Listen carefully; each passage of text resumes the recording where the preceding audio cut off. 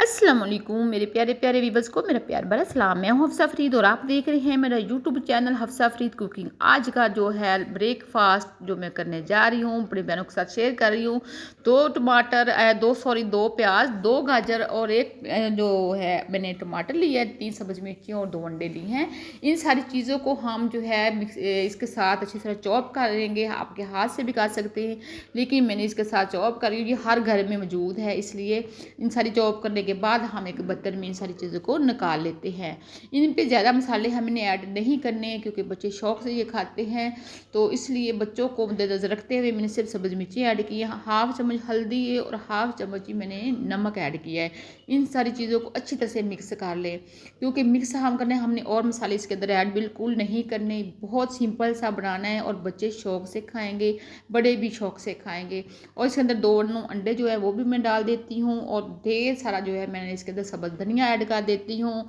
और इसको अच्छी तरह से फिर मैं जो है ना मिक्स कर देती हूँ। अच्छी तरह इसकी फैंटी लगा देते हैं। ये मैं नाश्ता सुबह का जो बना रही हूँ उसके साथ साथ मैं ये बना के रख देती हूँ और साथ फिर मैंने पराठे बनाना स्टार्ट कर देती हूँ। तो इन सारी चीज़ों को हमने मिक्स कर ली है। मिक्स करने के बाद हम जो इन चीज़ों के साथ आगे करने जा रहे हैं वो फ्राई पैन लेंगे। उसके अंदर मैंने ऑयल गर्म कर लिया है। फ्राई पैन को अच्छी तरह गर्म होना चाहिए और दम वाली आंच पे हमने इसको पकाना है। ये मैं आपको पहले बताती चलो। तो सारा जो हमने मेज़ा बनाया है इसको पैन में डाल लेंगे और स्पैचुले की मदद से हम इसको फैला लेंगे। फैलाने के साथ हम इसको जो इनकी आंच है वो बिल्कुल स्लो रखेंगे और इसको ऊपर से हमने ढाँप कर रख देना है 15 मिनट के लिए। चम्मच जो है हमने बार बार नहीं हिलाना स्पैचुले की मदद से।